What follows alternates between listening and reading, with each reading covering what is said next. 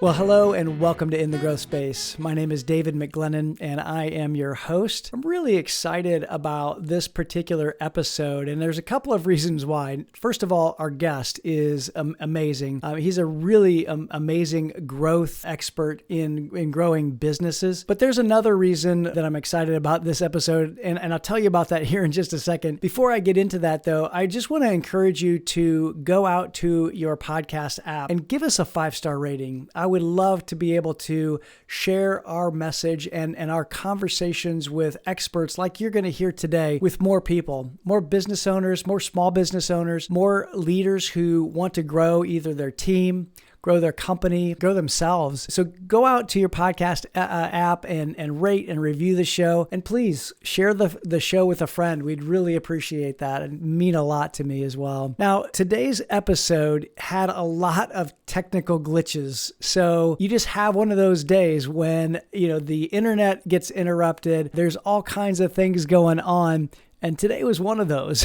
However, I will say that it also illustrates a lot of points, I think, with growth. And that is that growth is never a straight line, and growth never really looks the way you think it should look. And we had to do a lot of adapting and overcoming in this podcast episode, and we persevered. And that's what it really takes. It takes perseverance. It takes adapting. It takes being persistent to grow a company, to scale a company, to grow yourself, to grow a team. And I have to say, huge shout out to our team who did an amazing job of really putting together this conversation, even though we got it interrupted and there were a lot of issues with our recording of this episode. But we have to pull out the good in everything that we do, and we have to be able to adapt, to overcome. And that's exactly what we did today. And our guest today is a gentleman by the name of David Miller. David is a serial entrepreneur, and he is also a certified scaling up coach and a growth alchemist. I love that. He takes a lot of different elements to grow a company and a lot of different elements that he's used to grow his companies. And he helps entrepreneurs to unlock the magic to business growth. And I think there's some really cool things to know about David before we get into this conversation. The first is that he built a company called PeachCap, which is a premier investment and finance firm. He built that from the ground up and scaled it to $10 million and exited the business about 5 years ago. He then acquired a company called Flow Gardens, which is a cannabis company, and scaled it successfully. And now he is a board member. He's a scaling up business growth coach, and he has an atypical approach to helping entrepreneurs and business owners to growing their companies. He's a member of Entrepreneurs Organization, EO. I'm sure many of you are familiar with EO. It's the largest community of 7-figure business owners in the world, and he has a specific focus on trust and some incredible stories around how the worst business deal in his entrepreneurial life cost him millions, and now he helps entrepreneurs navigate trust and risk dynamics across their business and their lives. David's a fascinating individual. He's a non-traditional individual who really believes in the alchemy of scale, and it's a fusion of method and magic and profit and purpose and passion. I think you're going to see that in our conversation here today, and I'm excited to introduce to you David Miller right now. Well, hey, David, welcome to In the Growth Space. Man, I'm really glad that you're here this morning. Yeah, thanks for having me, David. I appreciate you inviting me on. Yeah, absolutely. I know, like all of us, we face challenges, and I know you've had your fair share of challenges here today already, and we've had some technology challenges as we've gotten started. But man, it's really great to be here, and especially around talking about the topic of growth and growing companies. I know that you're an expert in growing companies and scaling companies, and I'm always curious how people got into what they're into. What sparked the interest for growing a company in you? Gosh, my dad said, David, one of your biggest strengths and biggest weaknesses is your will to win. And that plays out really well in business. It can come back to bite you if you just get too focused on winning and you don't lose sight of the team. Yeah. So I think over the years and whether it's me leading my son's Cub Scouts or basketball leagues or teams at work.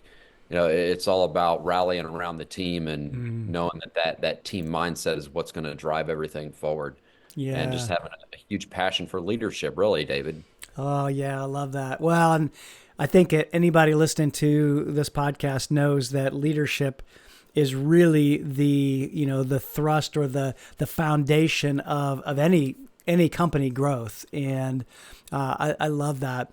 I guess, one of the things you talked about, focusing on the team, and I love that because it does take a team to be able to build and grow a company. What's the foundation for that teamwork? What's the best foundation or maybe principle for teamwork that you found? Gosh, that can go so many different directions. I know it's kind of a broad question. I know.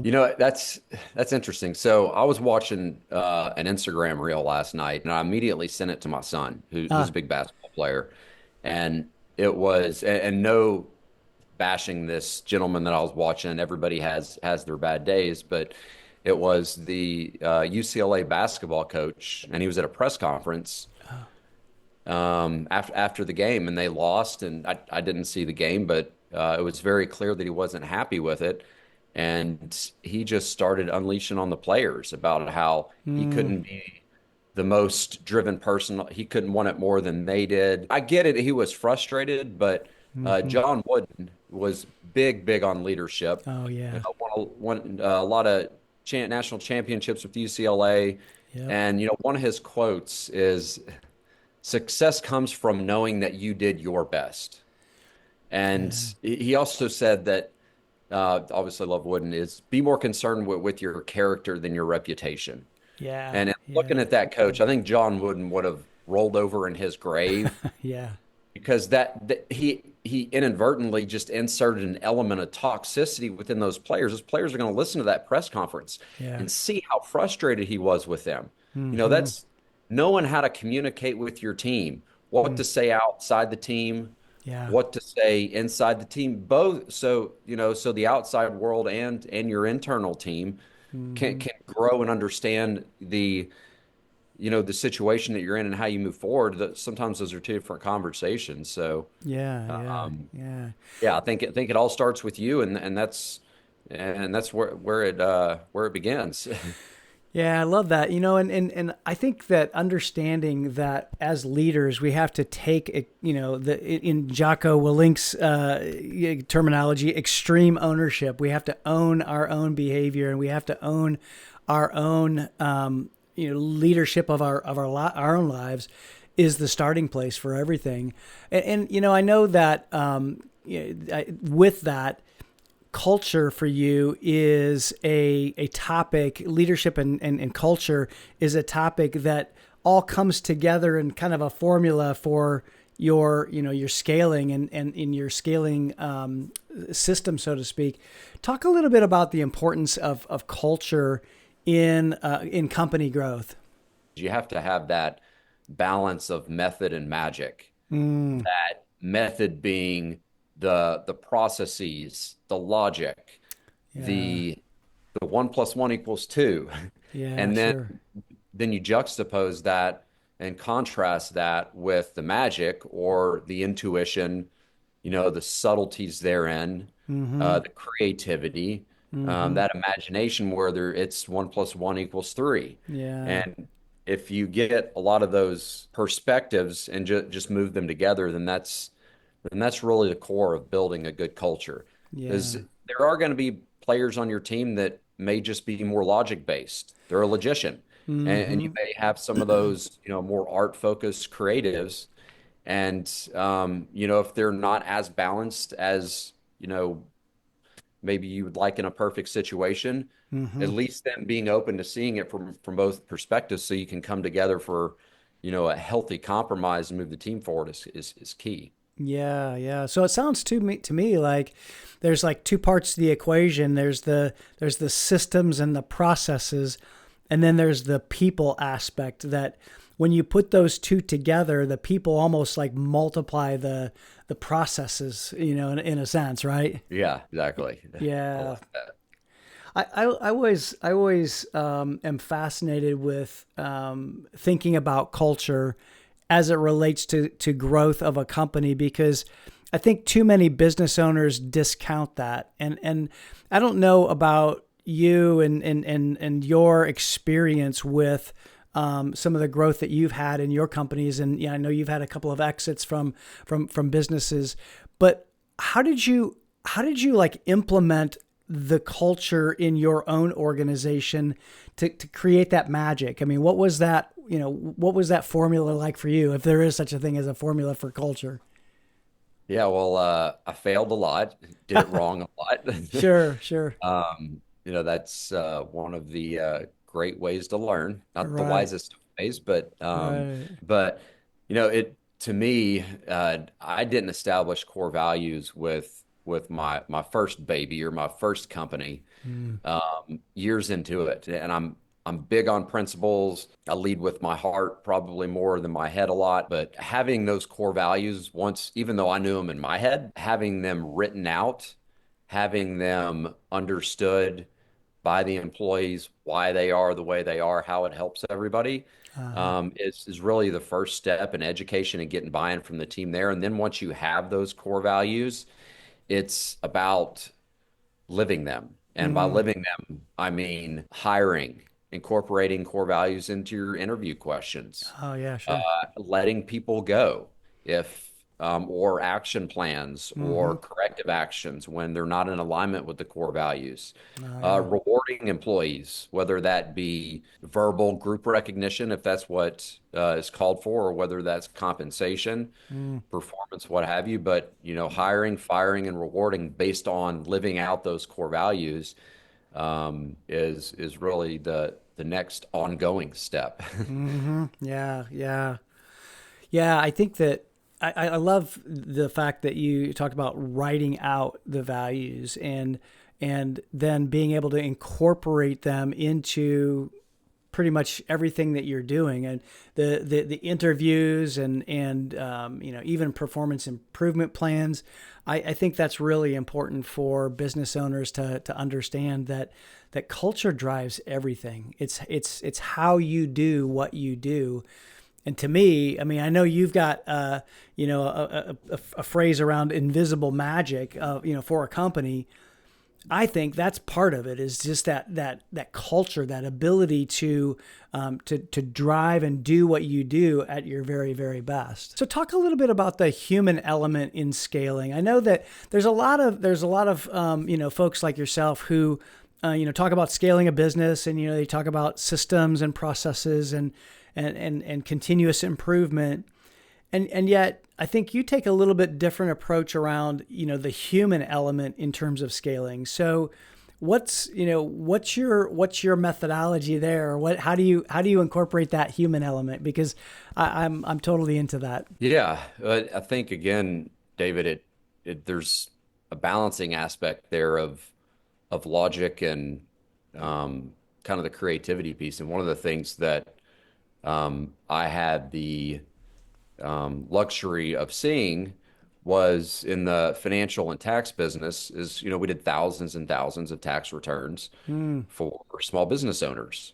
Oh yeah. And so I was, even though I didn't, um, later on in my career, I wasn't preparing the taxes, but I would go and look at the different schedules, and look at their P&Ls. Mm-hmm. And in doing that, there was a very clear pattern that I saw emerge. Mm. And that is when you invest and you hire people, and that's a large expense for a small business owner. I want to say the average revenue for a small business is maybe around 50 or 70,000 of the 38 million small businesses out there. Mm-hmm. So when you make an investment in an employee and you hire right, you hire based on core values, then that ROI, it's a soft number and it's hard to calculate, but Yeah. that ROI is exponential over time. Mm. And it's really finding the balance of how can you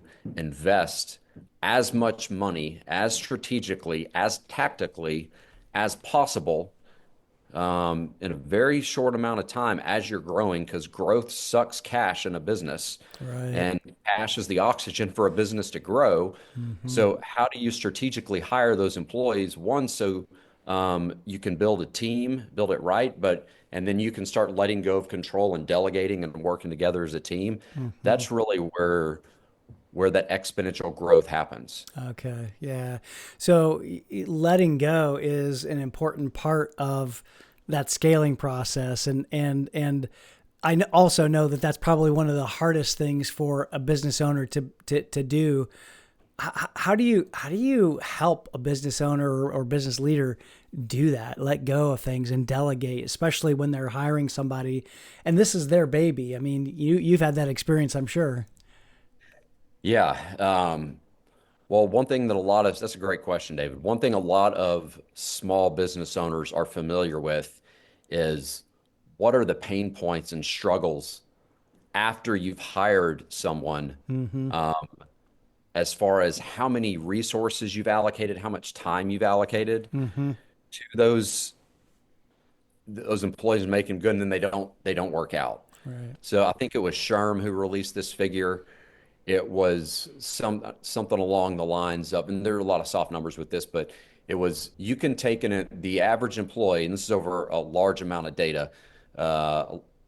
You can take an employee and multiply their salary times seven, and that amazed me at first. Oh yeah. You multiply that by seven, and that's approximately how much revenue they cost the company. Hmm. Now, over the time. Now, whether that be, they've other people pick up their weight if they're not a good employee, Mm-hmm. whether it's lack of communication on their end and it causes the team to break down a little bit, whether it's the resources that went into training them, the Mm-hmm. time that you lost, the resources that goes into training someone else when they don't work out. Right. And time is that other than acquiring a company, you can't buy time in a Yeah. small business. Right. And that time element, like I said, with growth sucking cash, Mm-hmm. that's where you're dancing with the devil if you don't play it right. Yeah. Yeah. Yeah. Yeah. How do you advise, or how do you help businesses, especially small businesses, kind of walk that tightrope? Because that is a tightrope, of you're burning through cash as you're growing, but then you want to be able to, hire right too. How do you walk that tightrope? Yeah, one of the founder of the largest entrepreneurial organization out there, EO Mm. Entrepreneurs Organization, was Vern Harnish. He actually founded in the 80s, when Steve Jobs came out and made his first big speech after Apple got let go. I'm speaking with him in Barcelona here in early February, and he breaks it down. And I've created my own methodology, but what he has created is really a lot of the basis for what I use. Mm. And he breaks it down into four areas. It's people, strategy, execution, and cash. Mm. Those are the main four. Mm. And a good leader, a good business executive coach, they take that framework, and to answer your question, David, they look at the team and Yeah. they look at the business. They look at the soft figures, they look at the P&L, and then they map that methodology into the business. Like, okay, where are we really struggling as a team? Now, almost all situations, people a people problem or increasing the people component is Yeah. either one or two in Okay. almost all situations. But then you look at it, it's like, okay, is it more an execution problem? Do we need to refine more on strategy? Is it more so the financials? And then you can begin to focus in and see, Mm. hey, where can we really zero in with some of these tools that we have as experienced business coaches to ensure that they're going to scale, over a 2, 3, 4, 5 year period, Mm-hmm. um, Mm-hmm. as opposed to just treading water. Yeah. Yeah. Give me the framework again. So it's people, strategy, execution, and cash. Did I get those right? Yep, that's right. That's Yeah. right, David. So what? Say, and you said that people is usually like number one, right? Yeah. Yep. Yeah. Interesting. And I, and they're all interconnected. So yeah. sometimes people think it's an exit, or the team thinks, because I'll ask them before they start, like which one do you think is, most needed or most dire for y'all? Mm-hmm. And a lot of them will say execution. And sometimes it's not an execution piece. Mm. Sometimes it's a people piece, and that's Mm. why they're unable to execute. Or Okay. sometimes they think it's a cash piece, Mm-hmm. but it's really another component. So really diving down and understanding what the true issue is. Okay. And people usually weaves in there, like I said, though, in some Sure. way, shape, or form. Yeah, yeah. No, that's fascinating because I could see how, you can have a strategy and in order to execute that, you've got to have the right people, as Collins would say, have them in the right seats on the right bus. But being able to kind of melt those four things together is really important. So what is your methodology? Do you use you use that framework and then just kind of put your spin on it?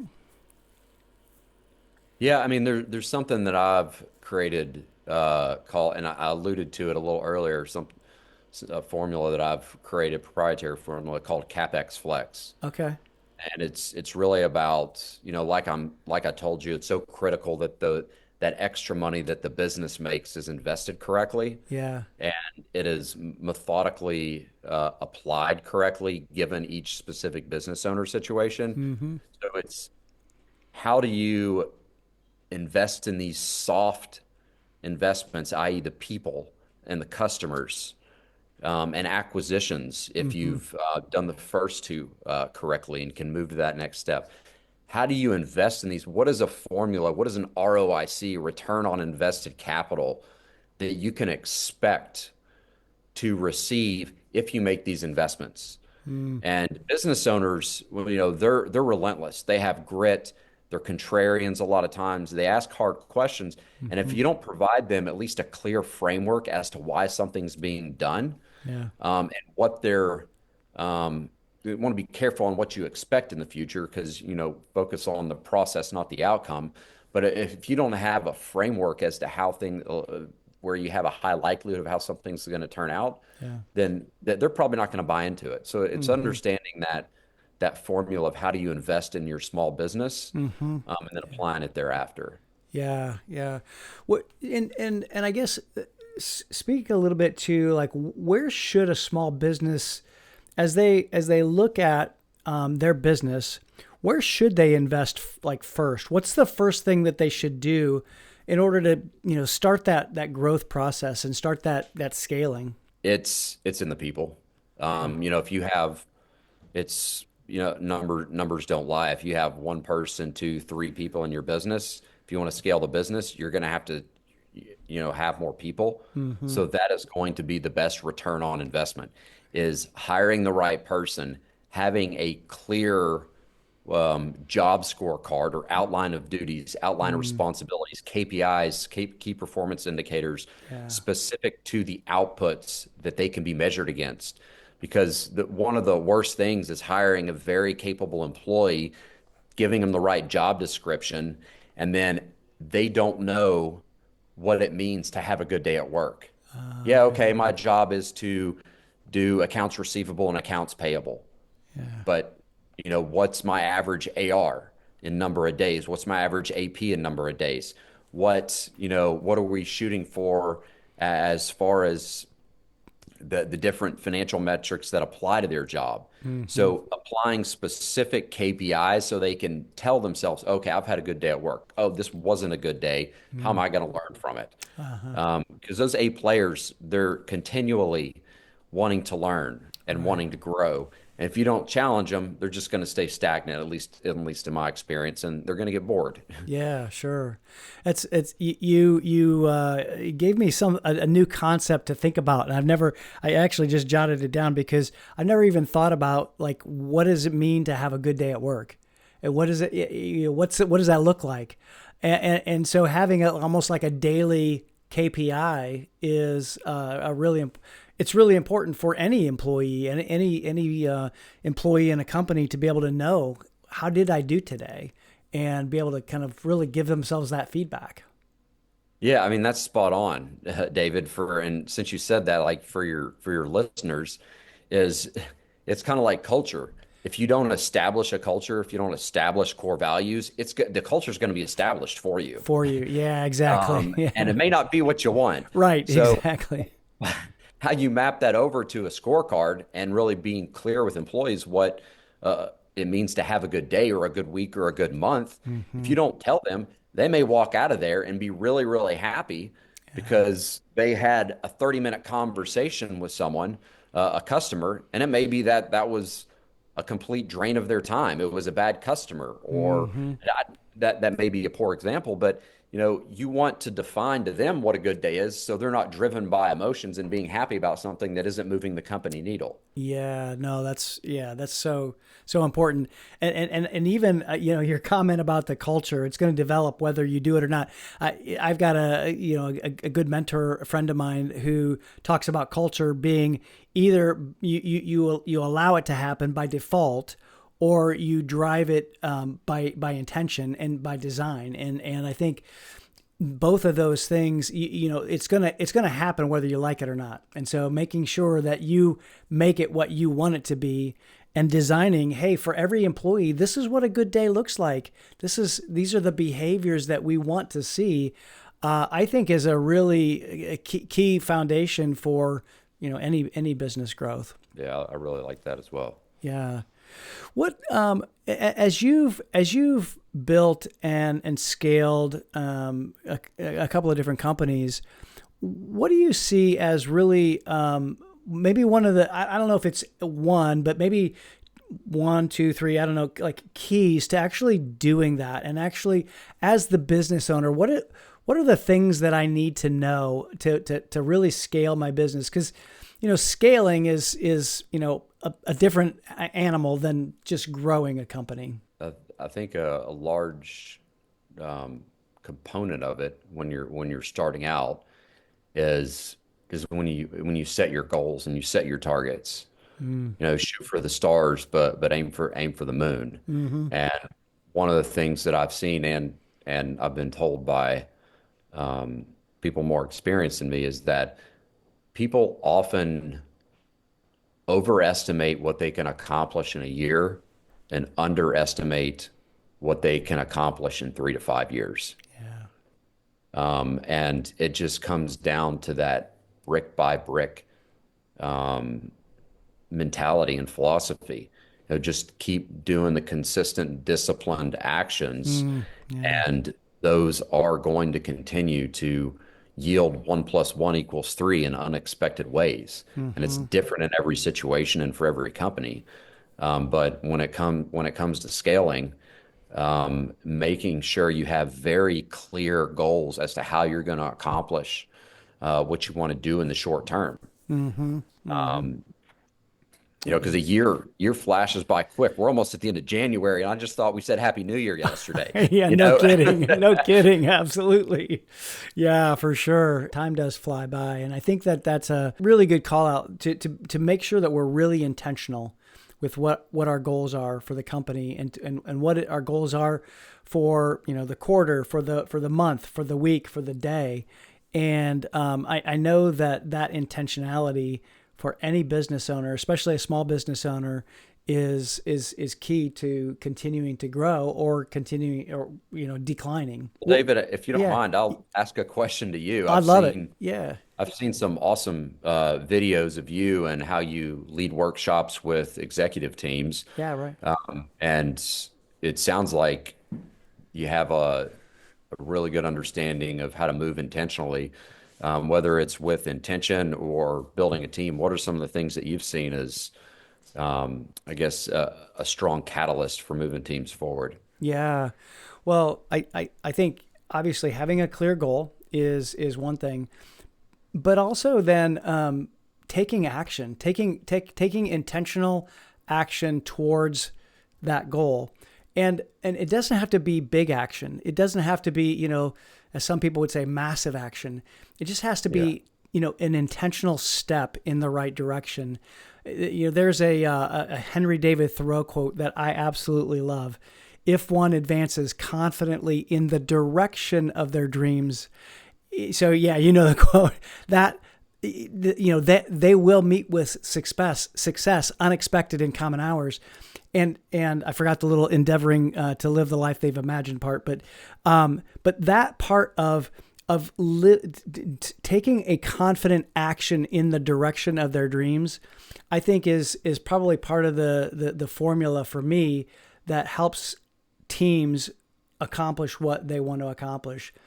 And to me too, it's having a systematic approach where again, going back to the every day, I know what a good day looks like. I know what a good week looks like. I know what a successful month looks like.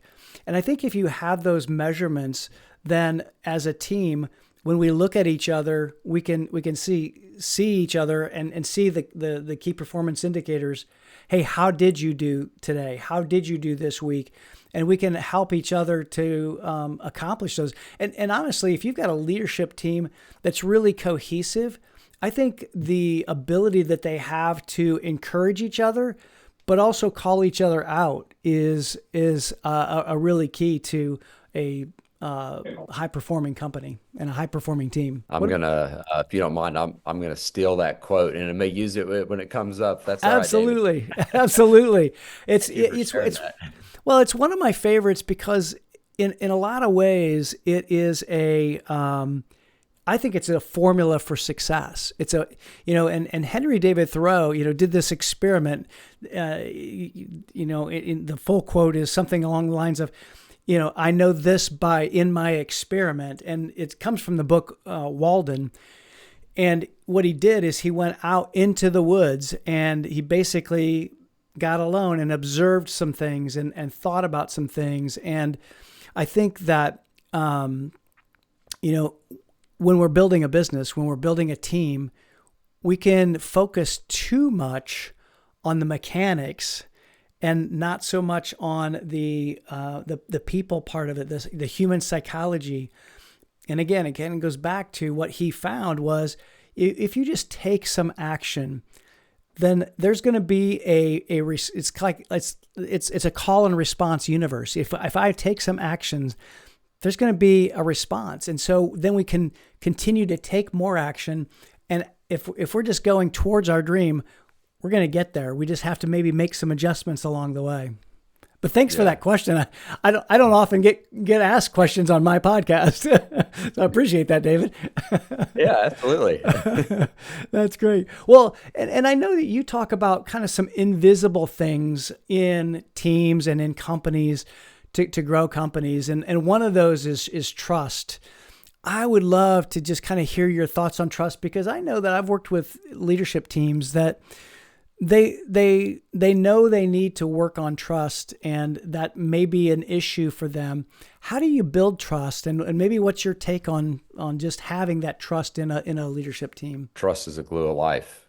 And I learned, I actually mentioned this on the Work Cultured podcast that I did maybe a month or so ago. And like, what does trust mean? And I did not understand trust. I didn't know how to trust properly, and it cost me dearly in a lot of different ways in business, at least in this situation that I'm referencing. And it's, for me, there's that broad stroke quote of, trust is earned, it's not given. And I don't agree with that in and of itself. I do agree with it, but not in and of itself. To me, trust is given in the form of energy, in the form of connection, in the form of awareness and connecting with someone initially, and establishing that. Sure. You have to give in a certain way. And then after you establish that more from an energy perspective, then I do agree that trust is earned, it's not given, and you can lose trust in a day. Sure. And how do you take corrective action when your senses, the subtleties and intuition don't match up when you've either built trust or you're trying to build trust with someone? Is that whole phrase of trust but verify? Yeah. Which is very logic minded. And Sure. if you, in my experience, if you have someone who is trustworthy and something doesn't make sense, and you're questioning the situation and they don't take it personally, and you approach them with curiosity, those people that are trustworthy, that you want to have those solid relationships with, they're more than willing to explain their perspective on it. And almost always, in my experience, it clears the situation up. And a lot of that involves having tough questions, which isn't easy, Yeah. or asking tough questions. Yeah, sure. So that's kind of the long answer, but No, that's great. how that manifested, I got a silly little story. Yeah. And I posted this on LinkedIn maybe, gosh, 3, 4 weeks ago, and there are a lot of people that did not like it. Oh, And really? that's okay. Yeah, sure. Uh, so we were in a typically dry industry, a lot of introverts, in the financial and the accounting space. Okay, sure. And we weren't the typical financial and accounting firm. We were Mm-hmm. far from it. Mm. So we had a lot of creatives in there, a lot of people like myself who loved art and Ah, express themselves in different ways. yeah. But we did have those typical CPAs that were a little bit more introverted Mm, and not as expressive. So we had a core value that was challenge the norm. okay. Yeah, And it was actually an employee-led initiative. The idea came to me from an employee, and I jumped on board. sure. Uh, was to get tattoos that were representative of our core values, I love it. and the company paid for it. Oh my It was gosh. completely optional. I was going to say, yeah, you might have some human resources lawyers coming down your throat if it wasn't right. We definitely wanted to. We ran that through HR and make Yes. sure that we did it right. And we didn't have that. I mean, actually, one of the ladies got the company logo tattooed on her hand, Oh which I my was surprised. Like, are you sure you want to do this, goodness. lady? But yeah, but one of them got, challenged a norm across their midsection. One of them Oh. got a peach. And as long as it was representative of the company, in some way in their mind, Mm-hmm. we lived in Georgia too. Our company had, Peachtree had, Oh, sure. every company in Atlanta is called Peachtree Yeah. something, but So so she many got, so Peachtree one of them got a streets. little, Yeah. yeah, so one of them got a little peach, and Yeah. you know, so I mean that way, if they weren't ever with the company for whatever reason, their choice or the company's, that they wouldn't just be like, oh, why did I get this? It was something that was in alignment with their personal values, but also the company values as well. David, I know we had a little bit of technical difficulty, so my team, I'm sure, will splice this together. But you were just talking about an article that you wrote on LinkedIn, and you started to say something about someone was commenting on it, somebody sitting on a bar stool, get kind of armchair quarterbacking you, and so I don't know if that helps you to know where you were at, but I'd love to hear that because we were talking about culture and yeah, so go ahead and if Yeah, it was a great story, yeah. David. I talked for about five I minutes and then know. realized. And we, Yeah, no. So I got kind of lit up on LinkedIn because I posted the article about getting tattoos, yeah, yeah. and company culture, and I probably could have provided more context. Sure, sure. It was only a couple paragraphs, and this lady who worked at Barstool Sports picked it up and reposted it on her Oh, page, wow. and she did not like it. Oh, my gosh. And again, I could have provided more context there, but people were on there saying, "Oh, this is company Oh, propaganda. my What if they gosh. get fired? This is just not right." And so I went and responded to all of them, Sure, and sure. I can't remember if I'd already mentioned it or not, but obviously we wanted them to get a tattoo that was meaningful to them personally and also aligned with the company core values, and Yeah, sure. so we gave flexibility on that. But it was overall, it was a great incentive program, and we had temporary tattoo Tuesdays Okay. for the ones who chose not to get a tattoo. They really liked that, so we did that for a month or two. But That's definitely yeah, a new it was a approach little fun. to solidifying culture within the organization for sure. Yeah, and trust as well, Yeah, right? exactly. We were talking If about there's not trust. that element of trust there, you're not going to get the company's core value of challenge and norm across your body, right? Yes, exactly. Exactly. Well, David, it's been a delight to chat with you and just really talk about some of these issues that I know a lot of small businesses face. And a lot of these small businesses need help with really growing and scaling their business. And things like focusing on their people and focusing on, yeah, strategy and also execution and cash of those things that you talked about in your framework. But I think it's also really that element, that foundation of trusting your people and really helping your people to learn and grow too. Because I've always said that, if you invest in your people and if your people are growing, your company's going to be growing. And that means, getting outside of their comfort zone and helping them to do things that they've never done.